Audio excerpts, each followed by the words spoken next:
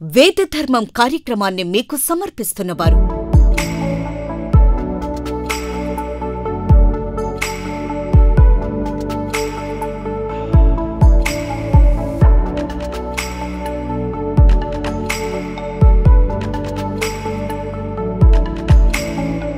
Nataraj jewellery mart, Ganganammapeta, Tenali. Phone number 9502252209.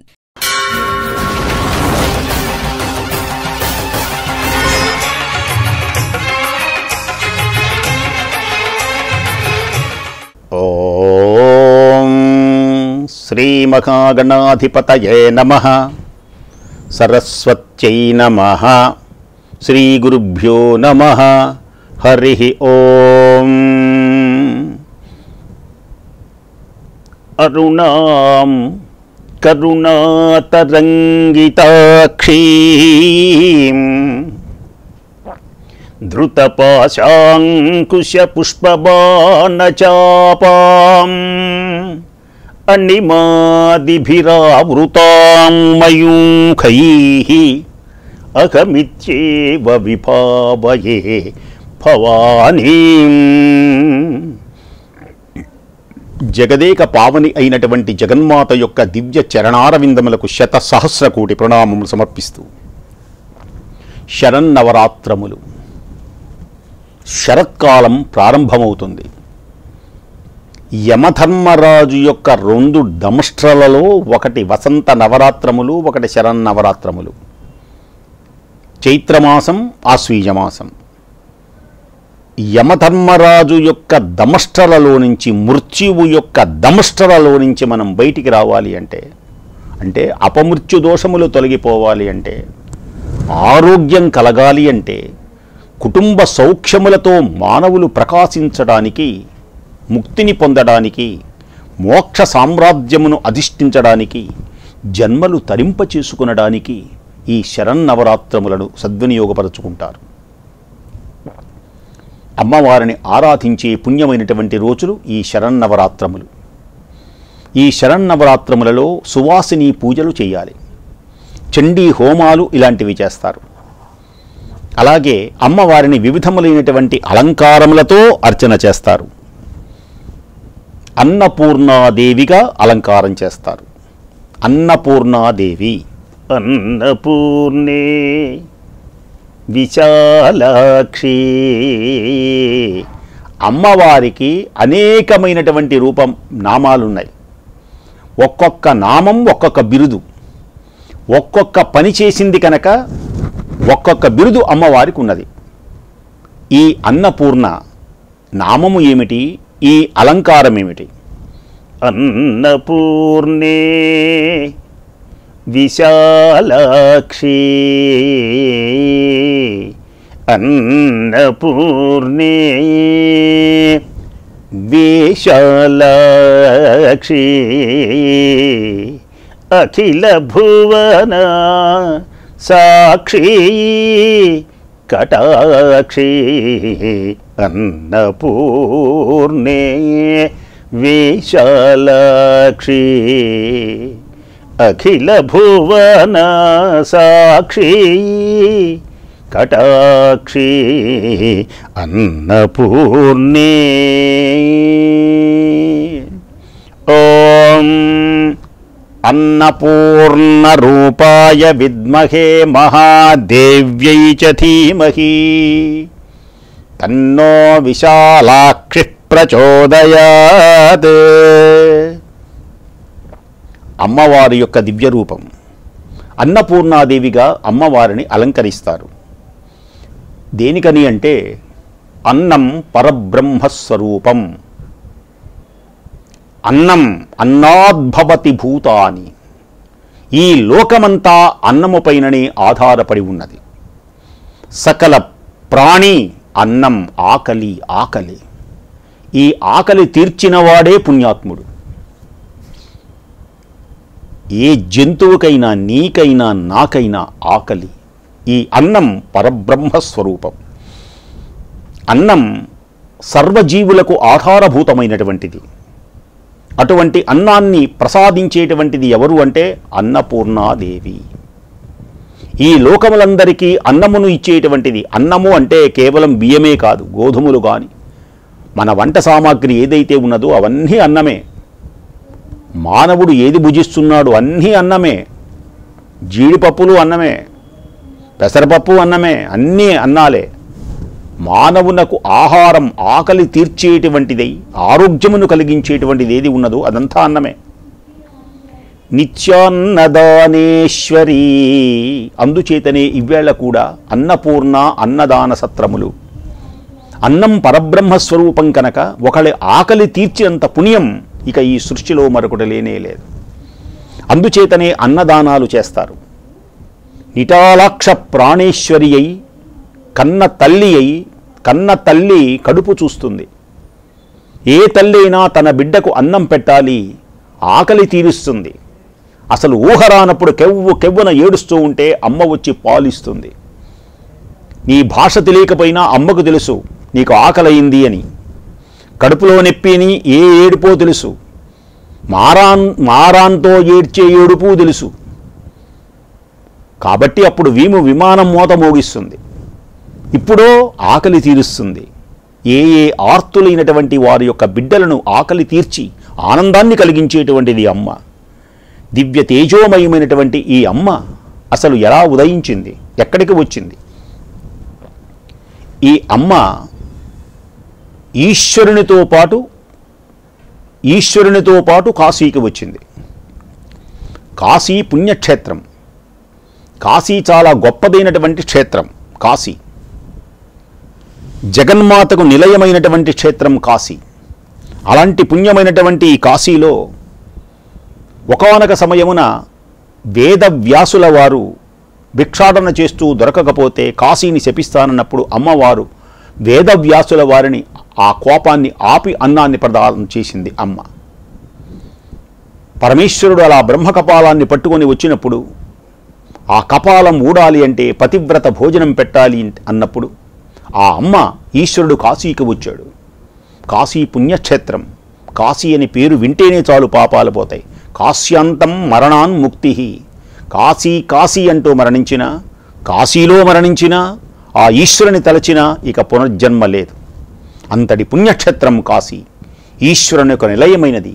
బ్రహ్మహత్యా పాతకములన్నీ కూడా తొలగిపోయేటువంటి ఆ దివ్యమైనటువంటి కాశీలో ఈశ్వరుడు అలా భిక్షాటనం చేశాడు.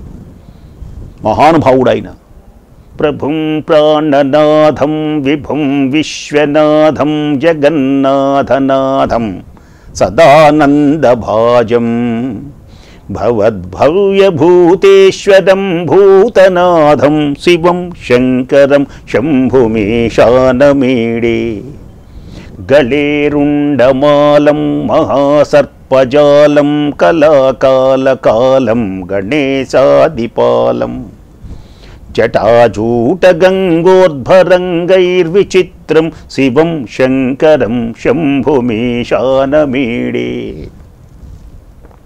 సమస్తమైనటువంటి అద్భుతమైనటువంటి కాశీ. ఆ కాశీ అన్నపూర్ణాదేవి యొక్క నిజ నివాసం. అక్కడికి రాగానే అమ్మవారు ఎలా ఉన్నది? పరమేశ్వరుడు వచ్చినప్పుడు సింహాసనం మీద కూర్చున్నది సర్వ ఆభరణ భూషితురాలై అన్నపూర్ణాదేవి.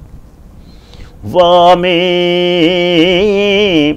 వామే మాణిక్యపాత్రం,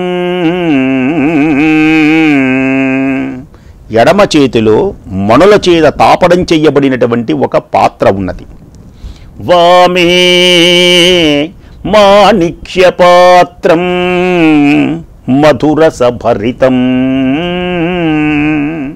మంచి మధురమైనటువంటిది.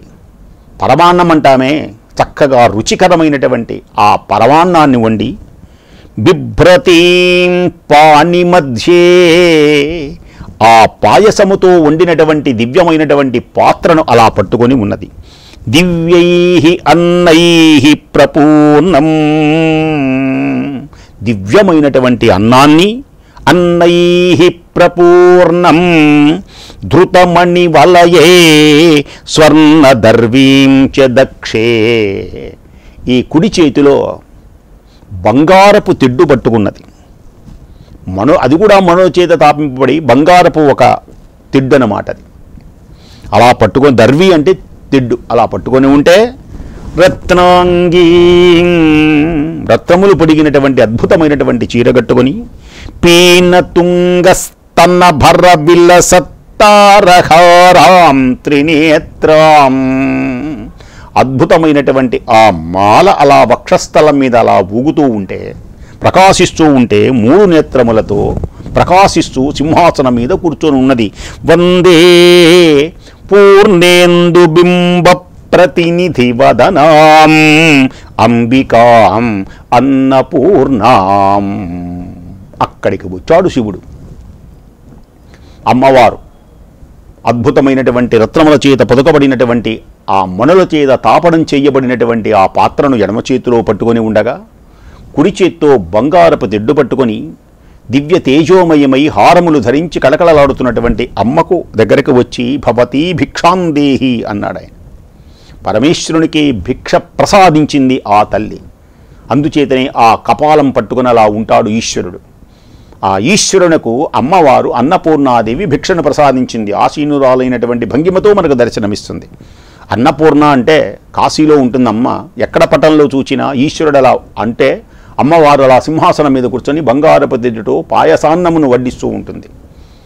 అలాంటి అమ్మ యొక్క దివ్య రూపమే అన్నపూర్ణాదేవి యొక్క దివ్య రూపం. ఆ అలంకారం ఇవేళ చక్కగా అద్భుతంగా చేస్తారు ఆలయాలలో.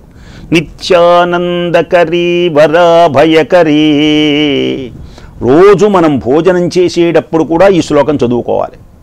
నిత్యానందకరీ వరాభయకరీ సౌందర్య రత్నాకరీ, నిత్యానందకరీ వరాభయకరీ సౌందర్య రత్నాకరీ, నిర్ధూతాఖిల ఘోర పాపనికరీ ప్రత్యక్ష మాహేశ్వరీ, ప్రాళేయాచల వంశ పావనకరీ కాశీపురాధీశ్వరీ, భిక్షాందేహి కృపావలంబనకరీ మాతా అన్నపూర్ణేశ్వరీ, నానారత్న విచిత్రభూషణకరీ హేమాంబరాడంబరీ, ముక్తాహార విలంబమాన విలసద్వక్షోజ కుంభాంతరీ, కాశ్మీరాగరువాసితా రుచికరీ కాశీపురాధీశ్వరీ,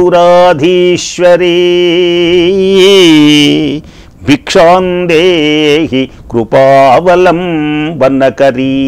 మాతాన్నపూర్ణేశ్వరీ.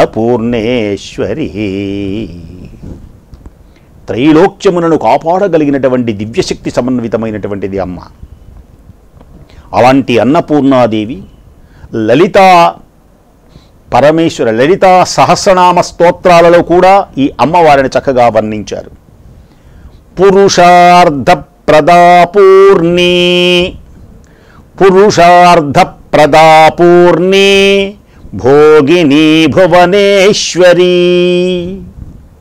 పురుషార్థములు, పురుషార్థ ప్రదాపూర్ణి. మానవునకు పురుషార్థములు అంటే ఏమిటి అంటే ఇవి సంపాదించాలి. పురుషార్థములు అంటే ధర్మ అర్థ కామ మోక్షములు. అమ్మవారిని ఆరాధించడం వల్ల ధర్మ మార్గంలో నడిచినవాడు అవుతాడు. అది ముఖ్యం. ధర్మ మార్గంలో నడవాలి అంటే అన్నపూర్ణాదేవిని ఆరాధించాలి. ఇప్పుడు అన్నదానం చేస్తున్నాడు అనుకోండి, వాడు అతను ధర్మ మార్గమే. ఎంతమంది ఉన్నారు, కోటి ఎంతమందో అన్నదానాలు చేస్తున్నారు. ఎంత వాళ్ళకు కలిసి వస్తుందో, ఎంతమంది ఆకలి తీరుస్తున్నారో, ఎందరు భోజనం చేసి తృప్తి చెంది ఆహా హాయిగా ఉన్నది అని వాళ్ళు మనస్సులో ఆనందించడమే మనకు వచ్చేటువంటి పుణ్యం. అందుచేతనే దశరథుడు యాగం చేసినా అన్నదానం చేశారు. ఇవాళ యజ్ఞయాగాది కర్తవులు చేసినా అన్నదానం చేస్తున్నారు.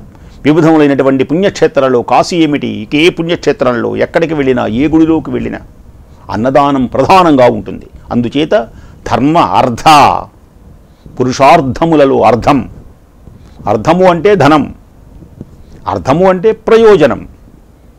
మనకు ఏ ఏ కోరికలు కోరి అమ్మవారిని ఆరాధిస్తున్నామో ఆయా కోరికలన్నీ తీర్చేటువంటిది అర్థం అంటే. కామం కోరిన కోరికలు తీరుస్తుంది. మానవునికి ఎన్నో ఉన్నాయి. చమకంలో అయితే చెప్పక్కర్లే. సంచమే మయశ్చమే అనుకామశ్చమే కామశ్చమే సౌమనసశ్చమే భద్రంచమే ఎన్నో ఉన్నాయి. ఇన్ని రకాలైనటువంటి కోరికలు తీర్చడమే కాక ధర్మం, అర్థం, కామం వీటినే తీర్చడమే కాక మోక్షం, మోక్షం అనేటువంటిది కూడా ఇస్తుంది. ధర్మార్థ కామ మోక్షములలో పురుషార్థ ప్రదా పూర్ణి భోగిని భువనేశ్వరి. భువనేశ్వరి ఈ లోకములందరికీ శాసించేటువంటి దివ్య జ్ఞాన సంపన్నురాలై సింహాసనాధీశ్వరి అన్నమాట. మహారాజ్ఞి మొదట్లో అనలే, శ్రీమాత శ్రీ మహారాజ్ఞి శ్రీమత్ సింహాసనేశ్వరి అన్నమాట అర్థం. శ్రీమత్ సింహాసనేశ్వరి శ్రీ మహారాజ్ఞినే భువనేశ్వరి అంటారు. చక్రవర్తి అన్నమాట. చక్రవర్తి అంటే ఈ రాజులందరికంటే రాజు అన్నమాట. ఈ లోకములను శాసించేటువంటిది అమ్మ. అలాంటి దివ్య యోగానందకరి, యోగముల మార్గమును బోధించేటువంటిది యోగానందకరి. ఆమె ఎలాంటిది? ఆమె రిపుక్షయకరి, శత్రువులందరినీ నాశనము చేసేటువంటిది. ధర్మైక నిష్ఠాకరీ చంద్రార్కానల భాసమానలహరీ. ఆమెకు 3 నేత్రములు. సూర్యుడు, చంద్రుడు, అగ్ని నేత్రములతో ప్రకాశించేటువంటి దివ్య తేజోమయురాలు అన్నపూర్ణాదేవి అంటే. త్రైలోక్య రక్షాకరీ, 3 లోకములను రక్షించేటువంటిది అమ్మ. అందరికీ అన్నమే, దేవతలకు కూడా అన్నం తింటారు. అన్నం అనేది సంస్కృత పదం. అయితే అగ్ని ద్వారా, అగ్నిముఖావై దేవతాః, అగ్ని ద్వారా హవిస్సులు అంటారన్నమాట. వాళ్ళకు కూడా ఇచ్చేది ఈమె. నీకు నాకు అందరికీ అన్నం ఇచ్చేటువంటిది ఆమె. సర్వైశ్వర్యకరీ, అనేకమైనటువంటి ఐశ్వర్యములు ఉన్నవే అష్టలక్ష్ములు. ఐశ్వర్యము అంటే కేవలము ధనమే కాదు. మనకు మహాలక్ష్మిలో తర్వాత చెప్తాను మీకు అన్ని ఎలా ఉంటాయో. అన్ని ఐశ్వర్యములు ఇచ్చి తపఫలకరీ, తపస్సు చేస్తారు కాశీలో. కాశీలో చేసినటువంటి జపం, గంగలో స్నానము చేసినటువంటి పుణ్యం ఇక ఎక్కడా మనకు లభ్యం కాదు. కోటి జన్మల పాపాలు పోతాయిట గంగలో స్నానం చేస్తే. భక్తయోగ పదన్యాసి వారణాసి భవదురిత శాత్రవకరాసి వారణాసి స్వర్ణదీతట సంభాసి వారణాసి పావన క్షేత్రములవాసి వారణాసి. అది పుణ్యక్షేత్రం. వారణాసి అన్నా కాశీయే, ఆనందకాననమన్నా కాశీనే, అవిభక్తము అన్నా కాశీయే. కాశీకి చాలా పేర్లున్నాయి. కాశీ అంటే వెలుగు.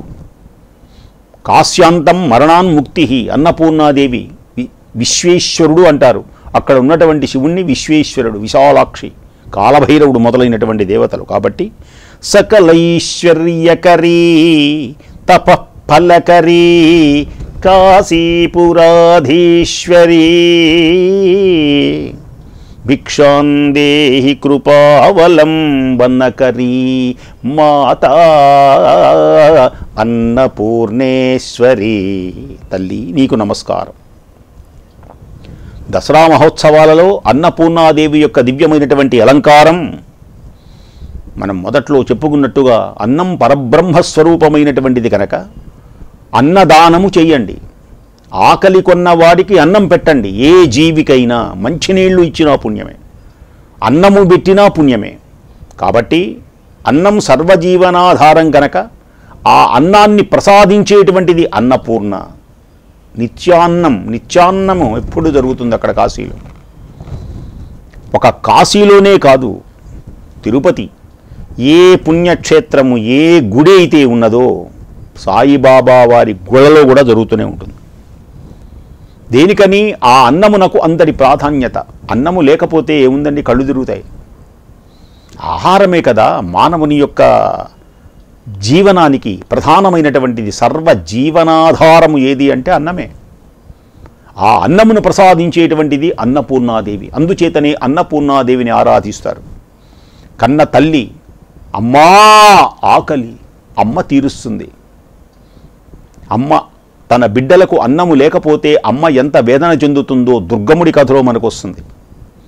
దుర్గాదేవి అని ఎందుకు పేరు వచ్చింది అమ్మవారికి? దుర్గముడని రాక్షసుడు క్షామాన్ని కలిగిస్తే అమ్మా ఆకలి ఆకలి అని ఆ లోకమంతా అలమడిస్తుంటే వాళ్ళ దుఃఖాన్ని చూచి అమ్మ కరుణించి దివ్యమైనటువంటి వేదములు తెప్పించి, మేఘములను తెప్పించి, వర్షమును కురిపించి లోకమునందరికీ కరువు కాటకములు లేకుండా చేసినటువంటిది కనుకనే దుర్గముని యొక్క బారు నుండి కాపాడింది కనుక, దుర్గతి నాశిని కనుక, చెడ్డ భావాలన్నింటినీ కష్టములన్నింటినీ తొలగించేది కనుకనే ఆమెకు దుర్గాదేవి అనేటువంటి పేరు కూడా మనకు దర్శనమిస్తుంది.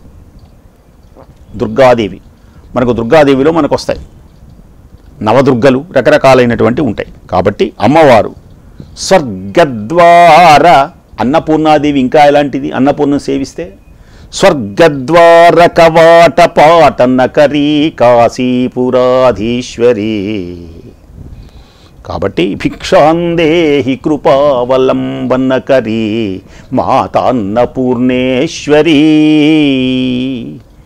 స్వర్గద్వారములను తెరిపించి ఈశ్వర సందర్శన మహాభాగ్యాన్ని కలిగించి మోక్షమును ప్రసాదించే దివ్యమైనటువంటి తత్వమే అన్నపూర్ణాదేవి.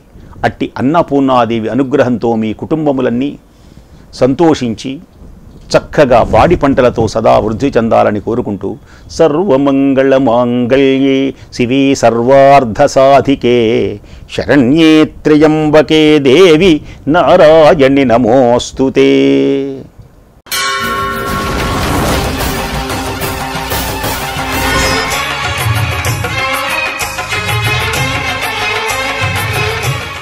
వేద ధర్మం కార్యక్రమాన్ని మీకు సమర్పిస్తున్నవారు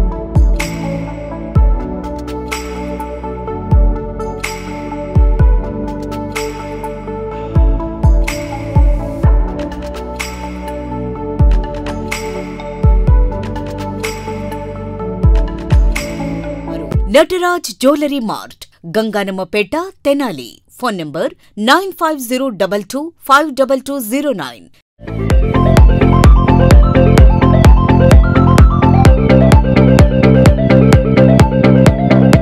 Please subscribe to our YouTube